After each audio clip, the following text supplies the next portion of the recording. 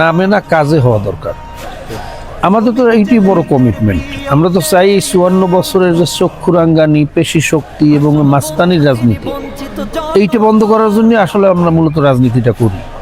আমার এই মাতৃভূমি ৫ বার দুর্নীতিতে চ্যাম্পিয়ন হয়েছে, কাজী এটা আমাদের জন্য একটা অপমান। বিশ্বে আমাদের বাঙালি বলে পরিচয় দিতে পারি না অন্য দেশে গেলে।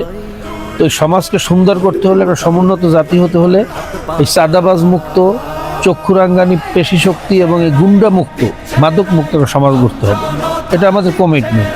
আর এটা করা আমি মনে করি খুবই সহজ, কারণ এদেশে মাদক আসে যাদের মাধ্যমে তাদেরকে কিছু বলা হয় না। বা বদিরা হয় এদেশের মন্ত্রী, আর একটা পোটলা এক পুরিয়া গাঁজা খাওয়ার অপরাধে আমাদের দেশের সাধারণ ছেলেদেরকে, জনগণদেরকে, ওদেরকে নিয়ে নির্যাতন করা হয়, ওদের বিরুদ্ধে মামলা দেওয়া হয়। আসলে যারা মাদক আমদানি করে এই দেশে ছড়াইয়া দিতেছে, বা গাঁজা, মরফিন, প্যাথিরিন, এই যত মাদক আছে, এগুলোর হোতা তো বড় বড় নেতারা। এদেরকে ধরতে হইবে আগে। কাজেই টাঙ্কির থেকে যদি ময়লা না আসে, টেপ থেকে ময়লা বের হয় না। আপনি টাঙ্কির ময়লা পরিষ্কার করবেন না, সারাদিন টেপ পরিষ্কার করবেন, এতে কোনোদিন পানি পরিষ্কার হবে না। তা বা বদিরা যতদিন এদেশ থেকে মাদক বন্ধ না হবে, না করা যাবে, ততদিন পর্যন্ত এলাকার ভিতরে মাদক বন্ধ হবে না। কাজে এই চেষ্টা আমাদের থাকবে সর্বপ্রথম, এবং আশা করি ইনশাআল্লাহ এটা অল্প সময়ের ব্যবধানই করা সম্ভব। মাদক মুক্ত, যেরকম আমরা চরমনাইতে আলহামদুলিল্লাহ আমি যখন চেয়ারম্যান ছিলাম, তো আমাদের এলাকা প্রায় মাদক মুক্তই ছিল, জুয়া মুক্ত ছিল। ২-১টা চুপি চাপে হয়তো গোপনে তারা করছে, কিন্তু প্রকাশ্যে এইটা যেভাবে এখন অন্য অন্য এলাকার ভিতরে প্রকাশ্যে মাদক সেবন হইতেছে, জুয়ার আড্ডা বসতেছে এবং প্রকাশ্যে চাঁদাবাজি, রংবাজি, চক্ষুরাঙ্গানি চলতেছে, এটাতে আমাদের ইউনিয়ন থেকে আমি ৬ মাসের মধ্যে বিলুপ্ত করছি প্রায়, আলহামদুলিল্লাহ।